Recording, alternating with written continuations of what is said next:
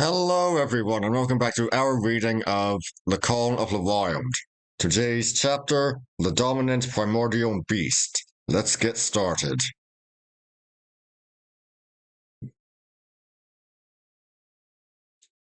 The dominant primordial beast was strong in buck, and under the fierce conditions of trail life it grew and grew.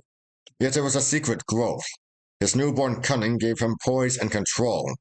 He was too busy adjusting himself to the new life to feel at ease, and not only did he not pick fights, but he avoided them whenever possible. A certain deliberateness characterized his attitude. He was not prone to rashness and precipitate action, and in the bitter hatred between him and Spitz, he betrayed no impatience, shunned all offensive acts.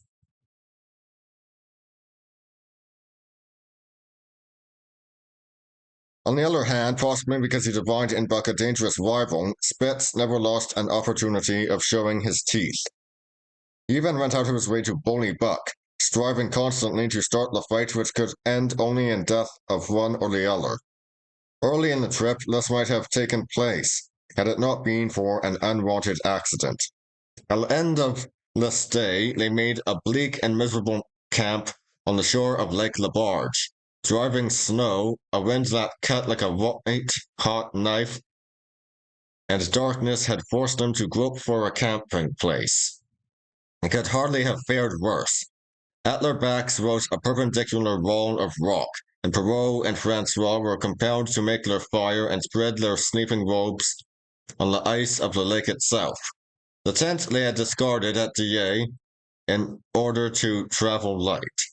A few sticks of driftwood furnished them with a fire that thawed down through the ice and left them to eat supper in the dark.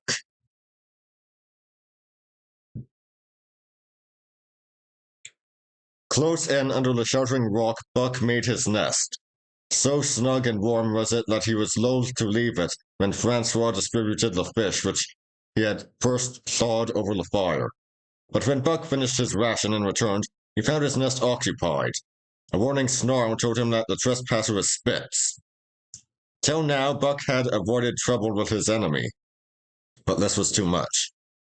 The beast in him roared. He sprang upon Spitz with a fury which surprised them both. And Spitz, particularly for his whole experience with Buck, had gone to teach him that his rival was an unusually timid dog, who managed to hold his own only because of his great weight and size.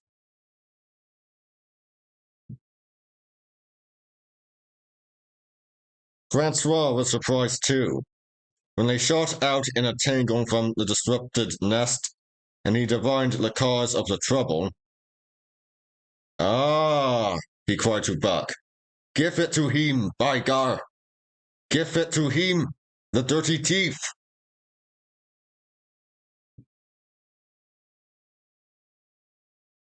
Spitz was equally willing. He was crying with sheer rage and eagerness as he circled back and forth for a chance to spring in. Buck was no less eager and no less cautious, as he likewise circled back and forth for the advantage. But it was then that the unexpected happened, the thing which projected their struggle for supremacy far into the future, past many a weary mile of trail and toil.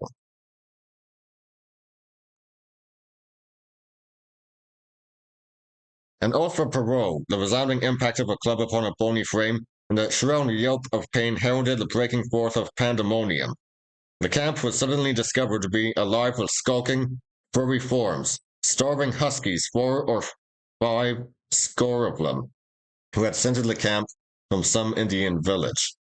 They had crept in while Buck and Spitz were fighting, and when the 2 men sprang among them with stout clubs, they showed their teeth and fought back.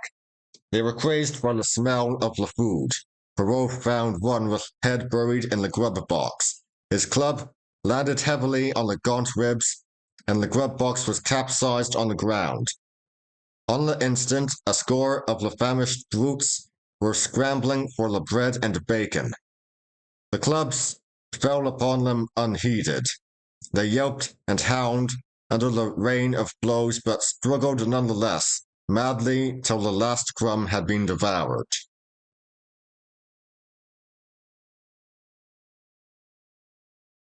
In the meantime, the astonished team dogs had burst out of their nests only to be set upon by the fierce invaders.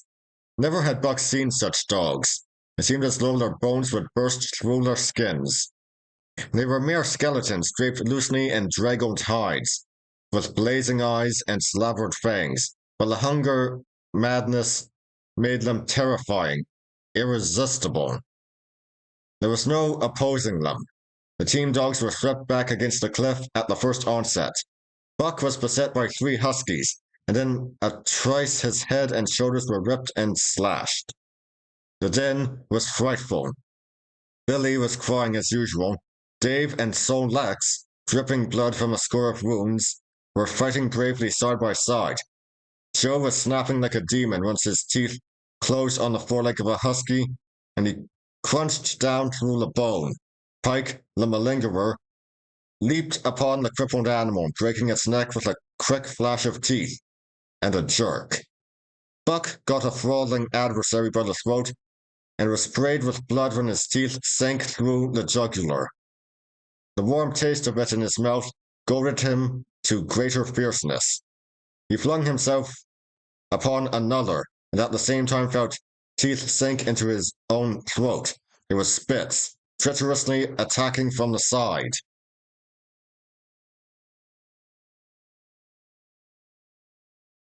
Perrault and Francois, having cleaned out their part of the camp, hurried to save their sled dogs. The wild wave of famished beasts roamed back before them, and Buck shook himself free. But it was only for a moment. The 2 men were compelled to run back to save the grub, upon which the huskies returned to the attack on the team. Billy, terrified into bravery, sprang through the savage circle and fled away over the ice. Pike and Dub followed on his heels with the rest of the team behind. As Buck threw himself together to spring after them, out of the tail of his eye he saw Spitz rush upon him with the evident intention of overthrowing him. Once off his feet and under that mass of huskies, there was no hope for him, but he braced himself to the shock of Spitz's charge, then joined the flight out on the lake.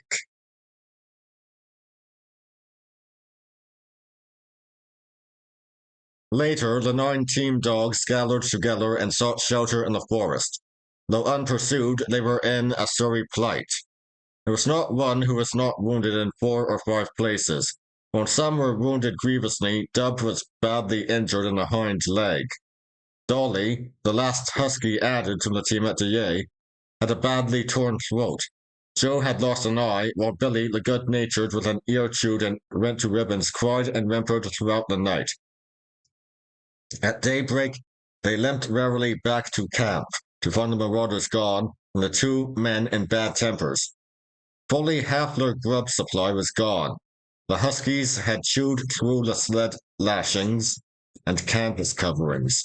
In fact, nothing, no matter how remotely eatable, had escaped them.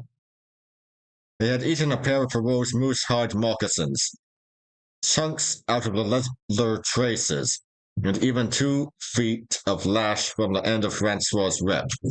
He broke from a mournful contemplation of it to look over his wounded dogs.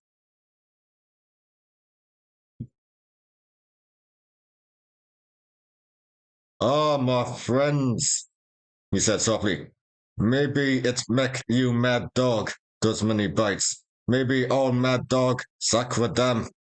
What you think, eh, Perrault?"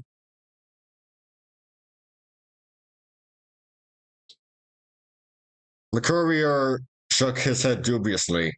With 400 miles of trail still between him and Dawson, he could ill afford to have madness break out among his dogs. 2 hours of cursing and exertion got the harnesses into shape, and the wound-stiffened team was under way, struggling painfully over the hardest part of the trail they had yet encountered, and for that matter, the hardest between them and Dawson.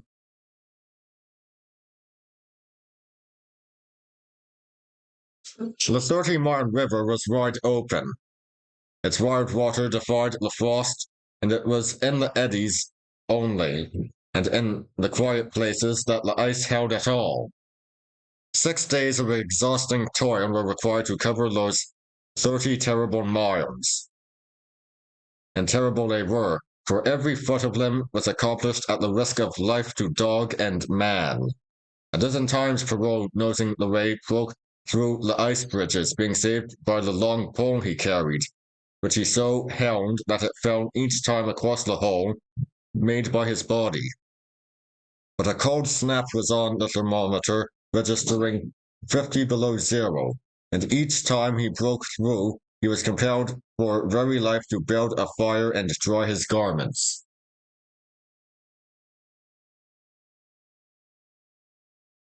Nothing daunted him. It was because nothing daunted him that he had been chosen for government courier. He took all manner of risks, resolutely thrusting his little weazened face into the frost and struggling on from dim dawn to dark. He skirted the frowning shores on rim ice that bent and crackled underfoot, and upon which they dared not halt. Once the sled broke through with Dave and Buck, and they were half frozen, and all but drowned by the time they were dragged out. The usual fire was necessary to save them. They were coated solidly with ice, and the two men kept them on the run around the fire, sweating and thawing, so close that they were singed by the flames.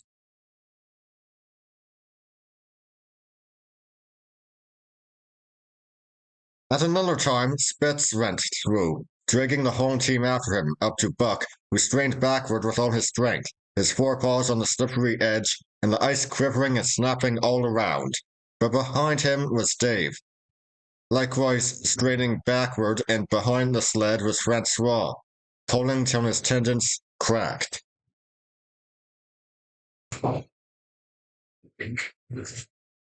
Again the rim ice broke away, before and behind, and there was no escape except up the cliff.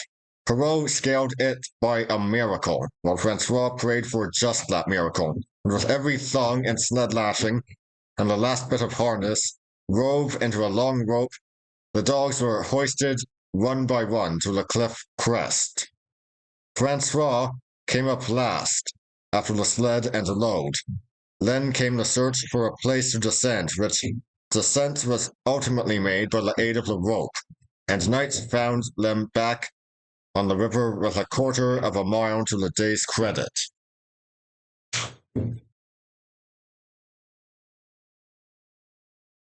By the time they made La Hutalinqua and good ice, Buck was played out.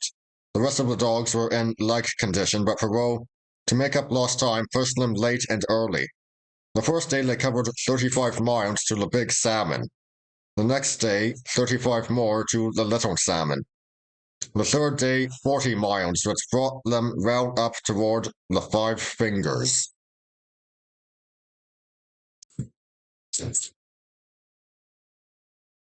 Buck's feet were not so compact and hard as the feet of the huskies. His had softened during the many generations since the day his last wild ancestor was tamed by a cave driller or riverman. All day long he limped in agony, and camp once made, lay down like a dead dog. Hungry as he was, he would not move to receive his ration of fish, which Francois had to bring to him. Also, the dog driver rubbed Buck's feet for half an hour each night after supper, and sacrificed the tops of his own moccasins to make 4 moccasins for Buck. This was a great relief, and Buck caused even the weazened face of Perrault to twist itself into a grin one morning, when Francois forgot the moccasins, and Buck lay on his back, his 4 feet waving appealingly in the air, and refused to budge without them. Later his feet grew hard to the trail, and the worn-out footgear was thrown away.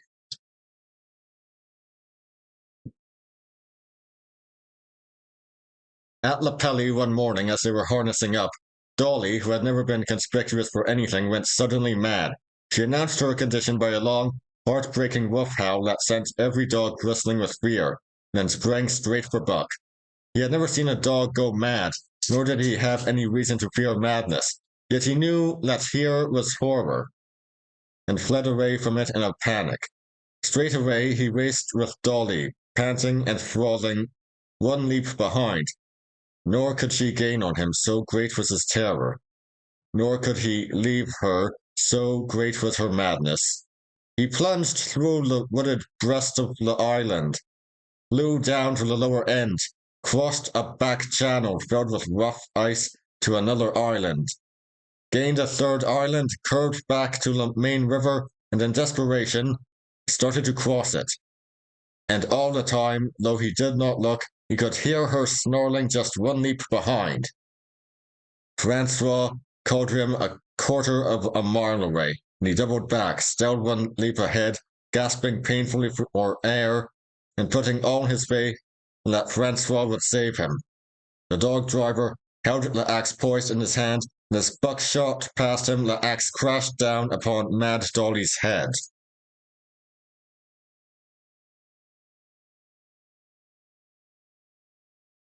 Buck staggered over against the sled, exhausted, sobbing for breath, helpless.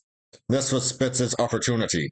He sprang upon Buck, and thrice his teeth sank into his unresisting foe and ripped and tore the flesh to the bone. Then Francois's lash descended, and Buck had the satisfaction of watching Spitz receive the worst ripping as yet administered to any of the team.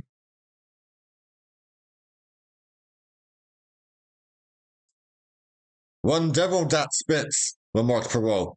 Some damn day him kill dat Buck.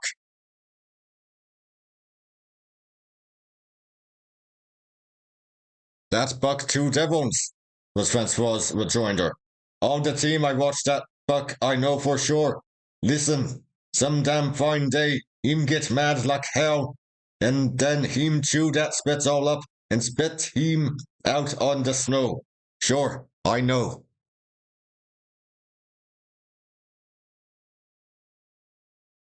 From then on, it was war between them. Spitz, as lead dog and acknowledged master of the team, felt his supremacy threatened by the strange Southland dog, and strange Buck was to him. For of the many Southland dogs he had known, not one had shown up worthily in camp and on trail. They were all too soft, dying under the toil, the frost, and starvation. Buck was the exception. He alone endured and prospered, matching the husky in strength, savagery, and cunning. Then he was a masterful dog, and what made him dangerous was the fact that the club of the man in the red sweater had knocked all blind pluck and rashness out of his desire for mastery. He was preeminently cunning and could bide his time with a patience that was nothing less than primitive.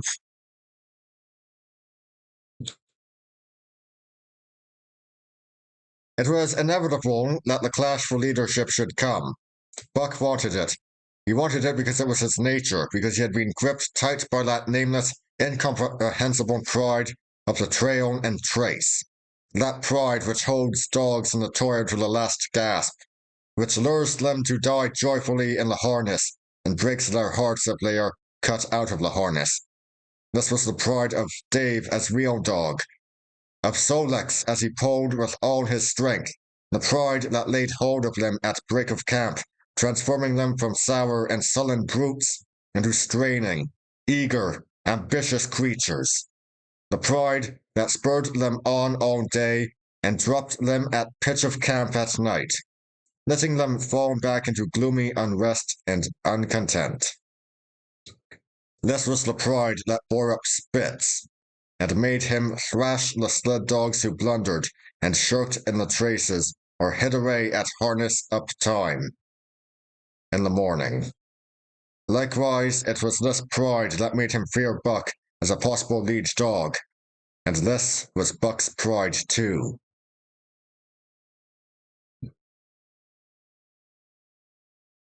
He openly threatened the other's leadership.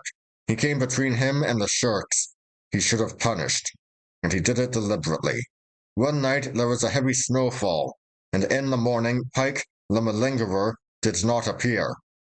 He was securely hidden in his nest under a foot of snow. Francois called him and sought him in vain. Spitz was wild with wrath. He raged through the camp, smelling and digging in every likely place, snarling so frightfully that Pike heard and shivered in his hiding place.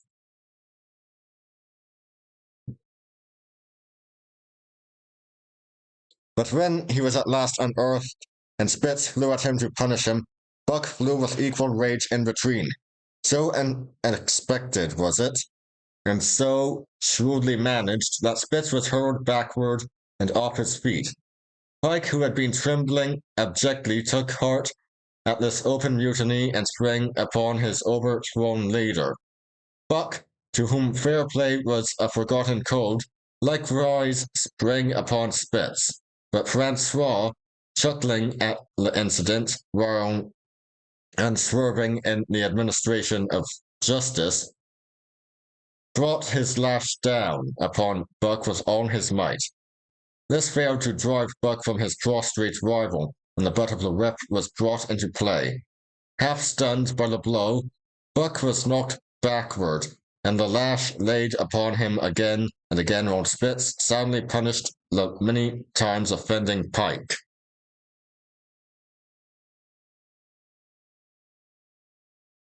In the days that followed, as Dawson grew closer and closer, Buck still continued to interfere between Spitz and the culprits, but he did it craftily. When Francois was not around, was a covert mutiny of Buck's, a general insubordination sprang up and increased. Dave and Solex were unaffected, but the rest of the team went from bad to worse. Things no longer went right. And there was continual bickering and jangling. Trouble was always afoot, and at the bottom of it was Buck. He kept Francois busy, for the dog driver was in constant apprehension of the life and death struggle between the two, which he knew must take place sooner or later. And on more than one night, the sounds of quarreling and strife among the other dogs turned him out of his sleeping robe, fearful that Buck and Spitz were at it.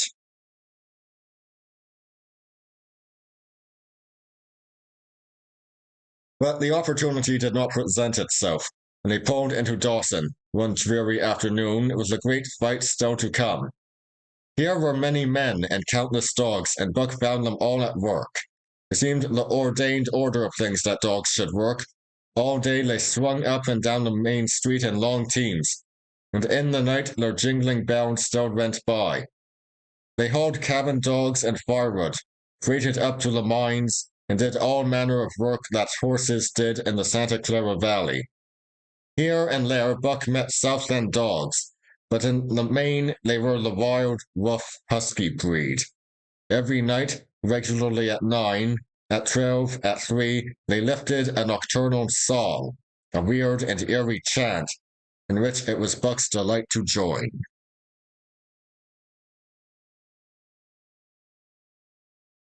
With the aurora borealis flaming coldly overhead, and the stars sleeping in the frost dance, and the land numb and frozen under its pall of snow, this song of the Huskies might have been a defiance of life, only it was pitched in minor key, with long-drawn wailings and half-sobs, and was more the pleading of life, the articulate travail of existence. It was an old song, old as the breed itself, one of the first songs of the younger world in a day when songs were sad. It was invested with the woe of unnumbered generations. This plaint, by which Buck was so strangely stirred, when he moaned and sobbed, it was with the pain of living that was of old, the pain of his wild fathers, and the fear and mystery of the cold and dark that was to them fear and mystery, and that he should be stirred by it marked the completeness with which he harked back through the ages of fire and roof to the raw beginnings of life in the howling ages.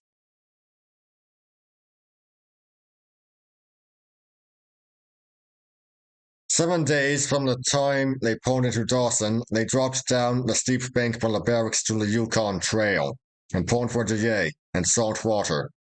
Perrault was carrying dispatches, if anything more urgent than those he had brought in.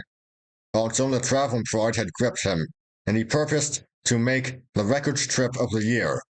Several things favored him in this. The week's rest had recuperated the dogs, and put them in thorough trim. The trail they had broken into the country was packed hard by later journeyers, and further, the police had arranged in 2 or 3 places deposits of grub for dog and man, and he was traveling light.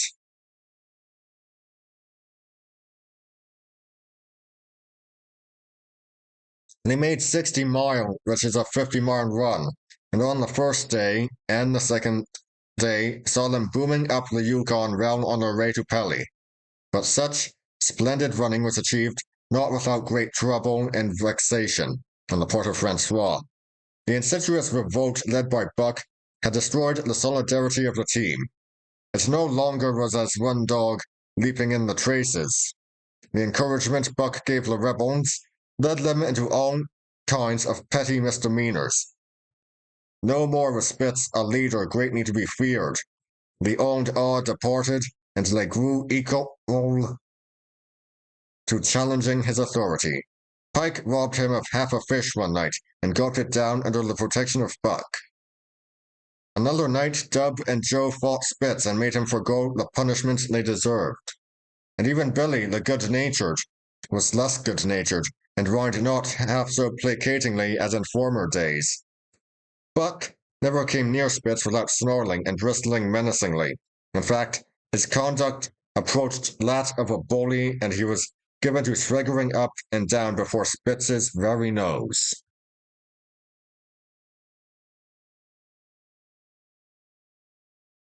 The breaking down of discipline likewise affected the dogs in their relations with one another. They quarreled and bickered more than ever among themselves, till at times the camp was a howling bedlam.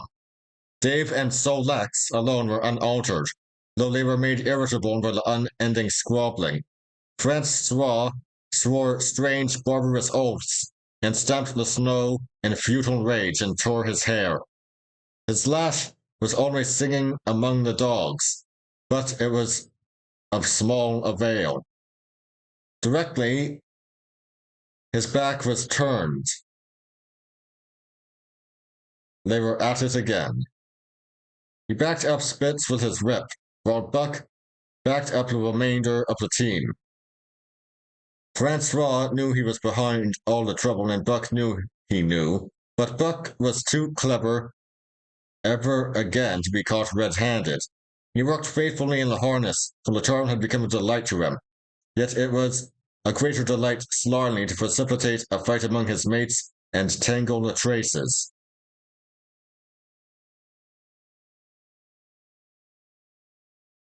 At the mouth of the Tahkeena, one night after supper, Dub turned up a snowshoe rabbit, blundered it, and missed. In a second, the home team was in full cry. 100 yards away was a camp of the Northwest Police with 50 dogs, huskies all, who joined the chase. The rabbit sped down the river, turned off into a small creek, up the frozen bed, of which it held steadily. It ran lightly on the surface of the snow, while the dogs plowed through by main strength. Buck led the pack, 60 strong, around bend after bend, but he could not gain. He lay down low to the race, whining eagerly, his splendid body flashing forward, leap by leap in the wan white moonlight. And leap by leap, like some pale frost wraith, the snowshoe rabbit flashed on ahead.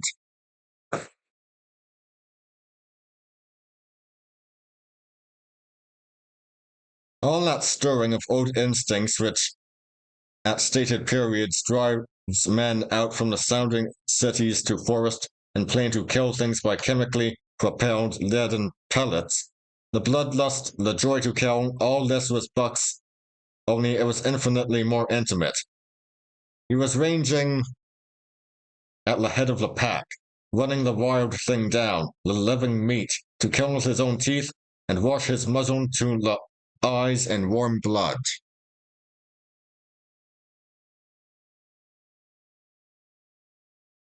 There's an ecstasy that marks the summit of life, and beyond which life cannot rise, and such is the paradox of living. This ecstasy comes when one is most alive, and it comes as a complete forgetfulness that one is alive. This ecstasy, this forgetfulness of living, comes to the artist, caught up and out of himself in a sheet of flame. It comes from the soldier, war-mad on a stricken field and refusing quarter. And it came to Buck, leading the pack, sounding the old rough cry, straining after the food that was alive and that fled swiftly before him through the moonlight. He was sounding the deeps of his nature, and of the parts of his nature that were deeper than he, going back into the womb of time. He was mastered by the sheer surging of life, the tidal wave of being the perfect joy of each separate muscle, joint and sinew, and that it was everything that was not death, that it was aglow and rampant, expressing itself in movement, flying exultantly under the stars and over the face of dead matter that did not move.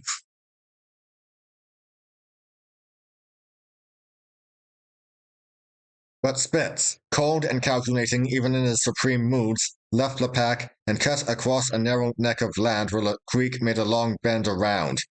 Buck did not know of this, and as he rounded the bend, the frost wraith of a rabbit still flitting before him, he saw another and larger frost wraith leap from the overhanging bank into the immediate path of the rabbit. It was Spitz. The rabbit could not turn, and as the right teeth broke its back in mid-air, it shrieked as loudly as a stricken man may shriek. At sound of this, the cry of life plunging down from life's apex in the grip of death, the full pack at Buck's heels raised a hound's chorus of delight.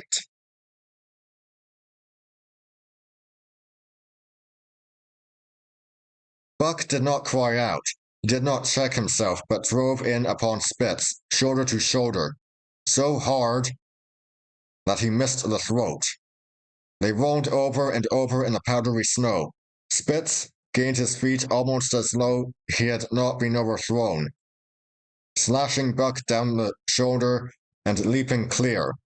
Twice his teeth clipped together like the steel jaws of a trap as he backed away for better footing, with lean and lifting lips that writhed and snarled.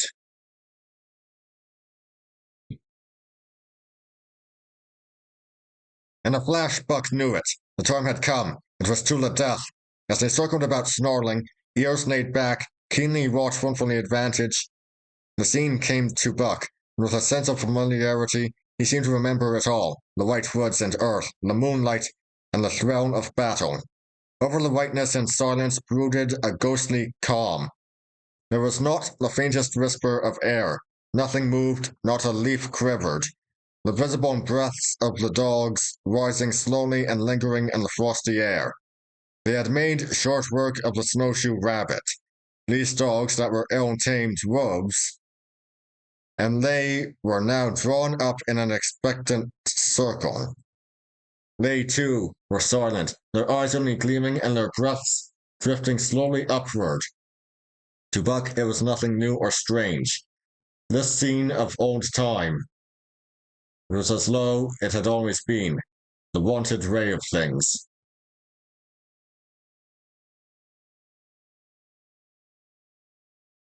Spitz was a practiced fighter. From Spitsbergen through the Arctic and across Canada and the Barrens, he had held his own with all manner of dogs, and achieved a mastery over them. Bitter rage was his, but never blind rage, and passion to rend and destroy. He never forgot that his enemy was in like passion to rend and destroy. He never rushed till he was prepared to receive a rush, never attacked till he had first defended that attack.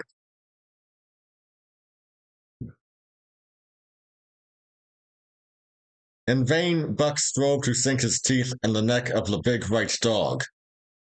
Wherever his fangs struck for the softer flesh, they were countered by the fangs of Spitz. Fang clashed fang, and lips were cut and bleeding, but Buck could not penetrate his enemy's guard. Then he warmed up and enveloped Spitz in a whirlwind of rushes. Time and time again he tried for the snow-white throat, where life bubbled near to the surface, and each time and every time Spitz slashed him and got away. Then Buck took to rushing as though for the throat, when suddenly drawing back his head and curving in from the side, he would drive his shoulder at the shoulder of Spitz as a ram by which to overthrow him, but instead Buck's shoulder was slashed down each time as Spitz leaped lightly away.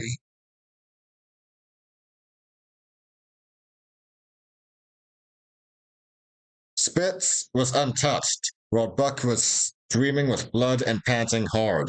The fight was growing desperate, and all the while the silent and ruthless circle waited to finish off whichever dog went down. As Buck grew winded, Spitz took to rushing, and he kept him staggering for footing. Once Buck went over, and the whole circle of 60 dogs started up, but he recovered himself almost in mid-air, and the circle sank down again and waited.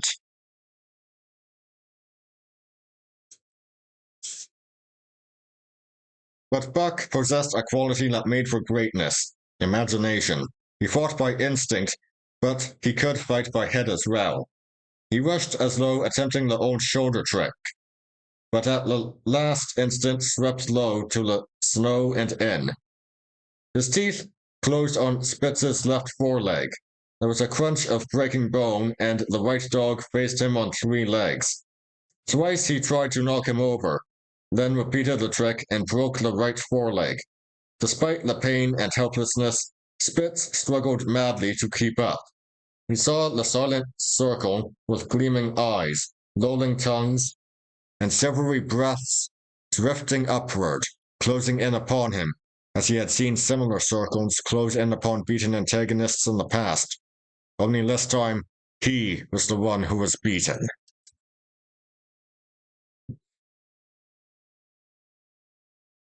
There was no hope for him. Buck was inexorable. Mercy was a thing reserved for gentler climbs. He maneuvered for the final rush. The circle had tightened till he could feel the breaths of the huskies on his flanks. He could see them. Beyond Spitz and to either side, half crouching for the spring, their eyes fixed upon him. A pause seemed to fall. Every animal was motionless as though turned to stone. Only Spitz quivered and bristled as he staggered back and forth, snarling with horrible menace, as though to frighten off impending death.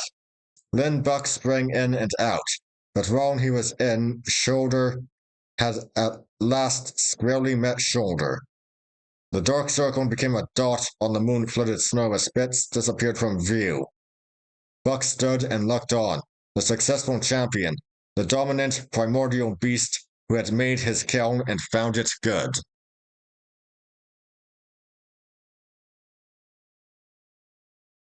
And that would be all for today. I'll see you all next time. See ya!